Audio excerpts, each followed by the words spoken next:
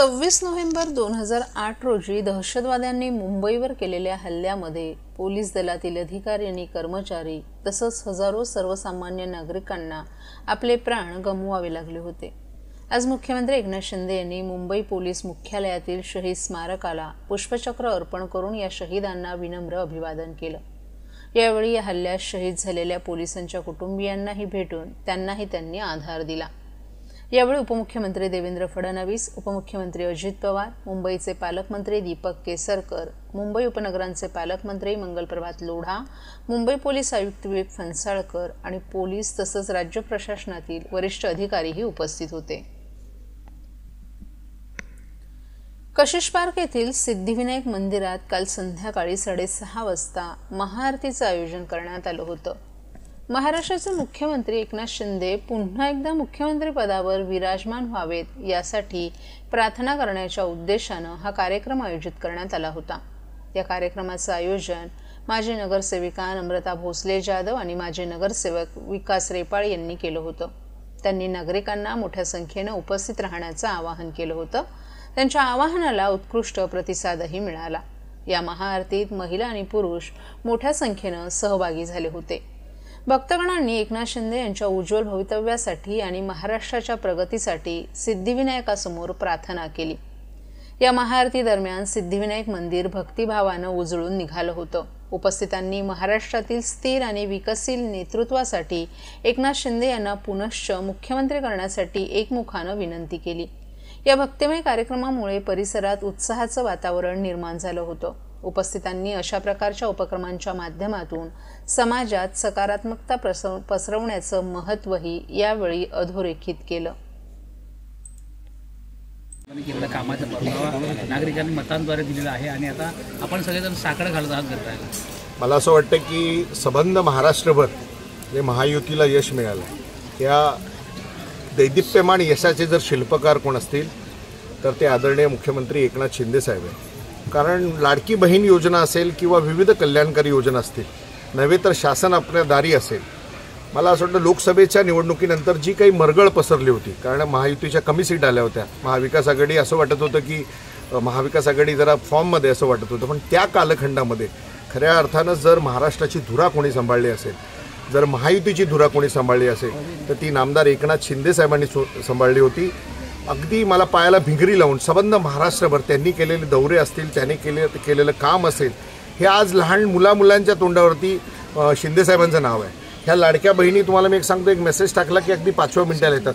मी आत्ता ते मागे बघितलं, एक छोट्याशा बाळाला घेऊन देखील ती लाडकी बहीण शिंदे साहेब मुख्यमंत्री व्हावेत ह्या एकमेव कारणास्तव या ठिकाणी येत आहेत। आज पूर्ण प्रचार, पूर्ण निवडणूक यंत्रणा जणू काही लाडक्या बहिणींनी हातात घेतली होती। या ठिकाणचा तर प्रचार सोडाच, पण संबंध महाराष्ट्रभर शिंदे साहेबांचाच बोलबाला आहे। आणि मग आमचं हे जे सिद्धिविनायकाचं मंदिर आहे याची स्थापनाच शिंदे साहेबांच्या हस्ते झालेली आहे आणि हा सिद्धिविनायक कधीही कोणाला निराश करून पाठवत नाही। याच्याकडे जे आम्ही मागितलं ते आम्हाला मिळालं, म्हणून आज आम्ही मनोभावे या सगळ्या लाडक्या बहिणींसोबत या गणरायाकडे मागणं केलं आहे की ज्यांनी मेहनत केली, ज्यांनी खऱ्या अर्थानं आज हे महायुतीला चांगले दिवस आलेले आहेत, ज्यांच्या कल्पकतेतून हा सगळा विजय साकार झाला आहे, त्या आदरणीय एकनाथ शिंदे साहेबांना पुन्हा एकदा या महाराष्ट्राचा मुख्यमंत्री म्हणून विराजमान करावं असंच या गणरायाकडे आम्ही आज गाऱ्हाणं घातलं आहे, त्याच्याकडे विनवणी केली आहे आणि आज ही महाआरती त्याच अनुषंगाने आयोजित केली। मला असं वाटतं की प्रत्येकाच्या मनात ही भावना आहे की माझ्या घरातला माणूस, हे कोपरी पाचपकडी मतदारसंघ तो सोडा, पण संबंध महाराष्ट्रात जेव्हा तुम्ही जिथे जिथे जाल सर्व धर्म पंथीय सगळ्यांच्या भावना एकच आहेत की पुन्हा एकदा जर महाराष्ट्राला वैभवशाली दिवस दाखवायचे असतील, पुन्हा एकदा महाराष्ट्राचा विकास करायचा असेल तर एकनाथ शिंदे साहेबांनाच पुन्हा एकदा मुख्यमंत्री केलं पाहिजे। ह्याच भावनेतून आम्ही सगळे या ठिकाणी महाआरतीसाठी जमलेलो।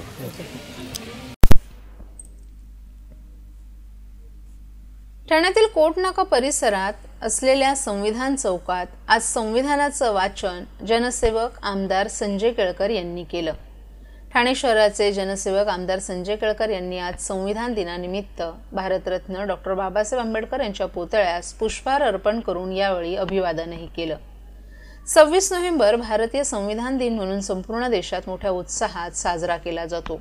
आमदार केळकर यांच्या मार्गदर्शनाखाली विशाल वाघ, वीरसिंग पारछा यांनी या कार्यक्रमाचं आयोजन केलं होतं। आमदार केळकर यांच्या प्रयत्नातून कोटनाका येथे अशोक स्तंभ तसंच संविधानाची प्रतिमा उभारण्यात आली होती। यावेळी कोकण पदवीधर आमदार निरंजन डावखरे, संजय वाघोले, वीरसिंग पारचा, राजेश गाडे, विशाल वाघ, उषा वाघ, निलेश कोळी, राहुल कुंड, आरिफ बडगुजर आणि स्थानिक नागरिकही मोठ्या संख्येने उपस्थित होते. साहेब, आज संविधानाचं वाचन केलेलं आहे, काय निमित्त? संविधानाच्या निर्मितीला 75 वर्ष आज पूर्ण झाली. ठाण्याच्या आमच्या भारतीय जनता पार्टीच्या अनुसूचित मोर्चातर्फे आणि भारतीय जनता पार्टीच्या तर्फे प्रतिवर्षी या चौकामध्ये, ज्याला संविधान चौक म्हणतात, अशोक स्तंभ चौक म्हणतात, याला एक इतिहास आहे. या ऐतिहासिक चौकामध्ये संविधानाचं आम्ही वाचन करतो.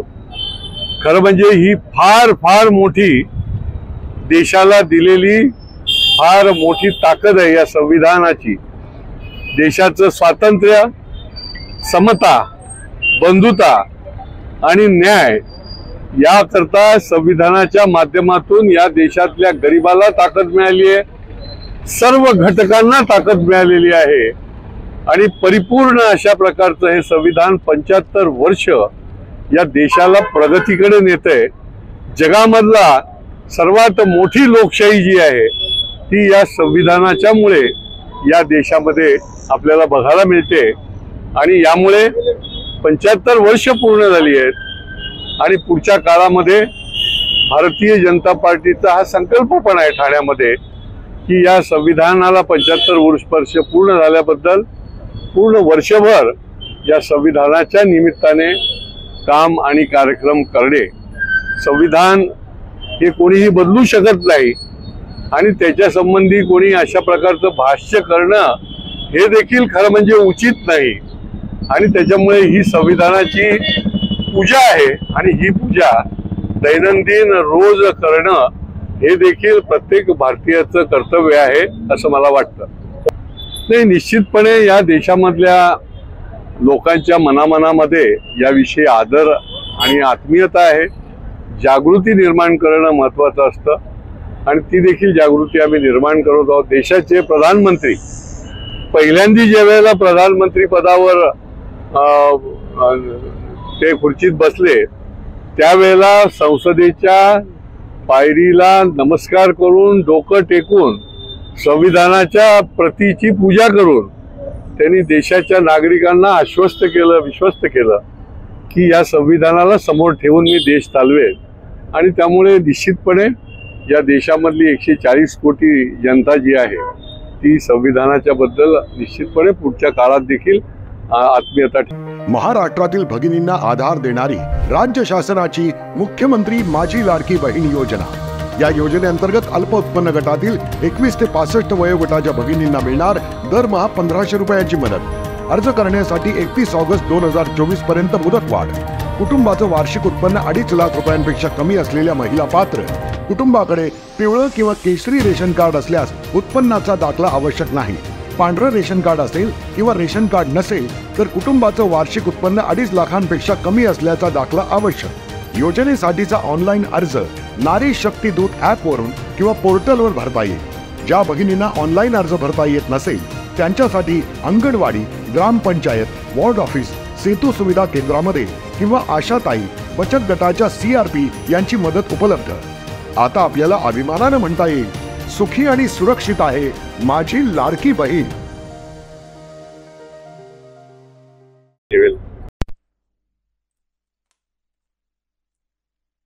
ठाण्यातील इंडोस्कॉट्स ग्लोबल स्कूलच्या प्री प्रायमरी विभागातील शिक्षकांनी विद्यार्थ्यांच्या कल्पनाशक्तीला प्रोत्साहन देण्याकरिता एक अद्वितीय आणि रंगीबेरंगी प्रदर्शन सादर केलं.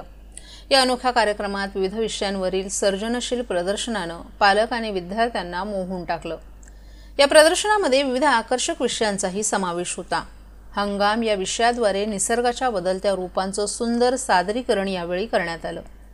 भारत आणि केनिया यांच्यातील सांस्कृतिक विविधता आणि जागतिक संवाद यांचा संगम यावेळी दाखवला. डायनासॉर या जग विषयाद्वारे प्रागैतिहासिक काळाचा रोमांचक प्रवास दर्शवण्यात आला.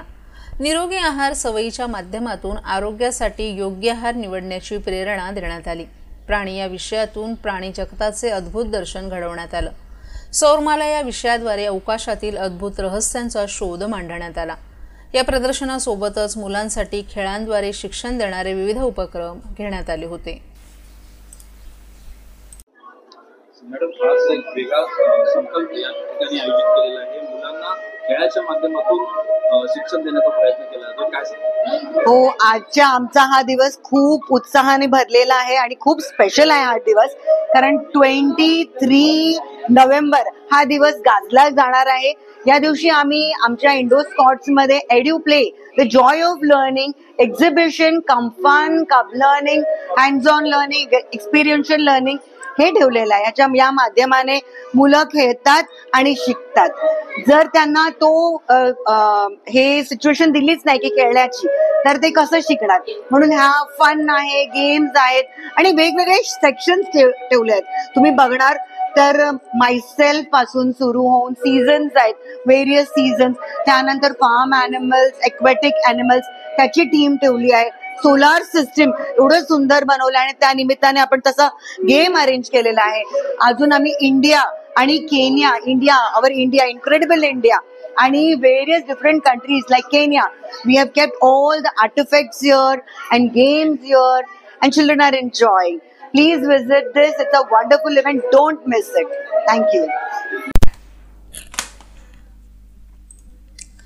विधानसभा निवडणुकीत महाविकास आघाडीची राज्यभर वाताहत झाली. आघाडीला 50 जागांवरही यश मिळवता आलं नाही. अनेक उमेदवार अटीतटीच्या लढतीत थोडक्यात बचावले.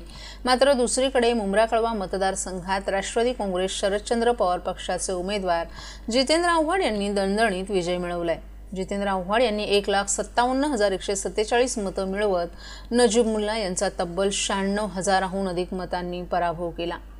आव्हाड यांनी एक्सवर पोस्ट करून याबाबत माहिती दिली आहे. 1 ऑगस्ट 2024 रोजी ठाणे जिल्ह्यात ईव्हीएम मशीन्सची FLC प्रक्रिया सुरू होणार असल्याची पहिली नोटीस आम्हाला निवडणूक आयोगाकडून आल्याचं त्यांनी यात नमूद केलंय. आपली एक टीम पहिल्या दिवसापासून या गोष्टीसाठी सज्ज होती. नोटीस मिळाल्यानंतर या टीमनं यात पूर्ण गांभीर्यानं लक्ष घालत अगदी पहिल्या दिवसापासून या सगळ्या प्रक्रियेवर अगदी करडी नजर ठेवली. ईव्हीएम मशीन संदर्भात FLC या प्रक्रिया निवडणूक आयोगाकडून पार पाडल्या जातात. या प्रत्येक प्रक्रियेवर आपल्या टीमनं लक्ष ठेवल्याचंही आव्हाडांनी सांगितलं.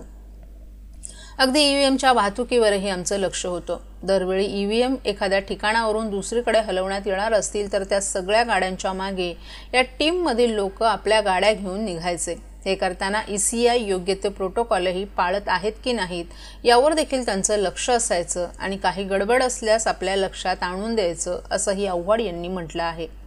आपल्याकडे कोणत्या बूथवर कोणती मशीन जाणार आहे याचं तपशील होतं. ते आम्ही आमच्या पोलिंग एजंटलाही दिलं होतं. परिणामी आमच्या बूथवर इतर कोणत्या मशीन्स आणण्याची हिंमत इथे कोणी करू शकलं नाही. मतमोजणीला जाताना देखील आपल्या या काउंटिंग एजंटला वरील सगळी माहिती दिली होती. त्यांचं प्रशिक्षणही झालं होतं. ईव्हीएम संदर्भातील छोट्यातील छोट्या गोष्टींवर आम्ही लक्ष ठेवलं. परिणामी कोणतीही गडबड झाली नाही आणि आपण मोठ्या मताधिक्यानं निवडून आल्याचं आव्हाड यांनी स्पष्ट केले.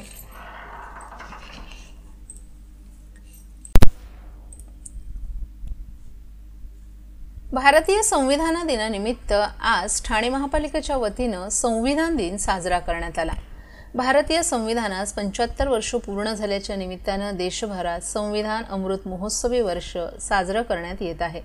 ठाणे महापालिका मुख्यालयातील नरेंद्र वडाळ सभागृहात भारतरत्न डॉ. बाबासाहेब आंबेडकर यांच्या पुतळ्यास पुष्पहार अर्पण करून अभिवादन करण्यात आलं. तसंच राज्यघटनेच्या उद्देशिकेचं वाचनही करण्यात आलं. यावेळी महापालिकेचे अतिरिक्त आयुक्त प्रशांत रोडे, उपायुक्त जी गोदेपुरे, उपायुक्त उमेश बिरारी, विधी सल्लागार मकरंद काळे, माहिती व जनसंपर्क अधिकारी रवींद्र मांजरेकर यांच्यासह महापालिकेचे अधिकारी आणि कर्मचारी उपस्थित होते.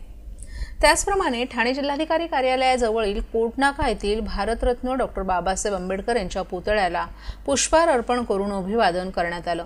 या कार्यक्रमास महापालिकेचे अतिरिक्त आयुक्त प्रशांत रोडे, उपायुक्त जी गोदेपुरे, उपायुक्त माहिती व जनसंपर्क अधिकारी उमेश बिरारी, उपायुक्त शिक्षण सचिन सांगळे यांच्यासह महापालिकेचे अधिकारी आणि कर्मचारीही उपस्थित होते. त्याचबरोबर ठाणे रेल्वे स्टेशन येथील भारतरत्न डॉ. बाबासाहेब आंबेडकर यांच्या पुतळ्यास पुष्पहार अर्पण करून अभिवादन करण्यात आलं. यावेळी उपायुक्त शंकर पाटोळे, सहाय्यक आयुक्त सोपान भाईक यांच्यासह ठाणेकर नागरिकही मोठ्या संख्येनं उपस्थित होते.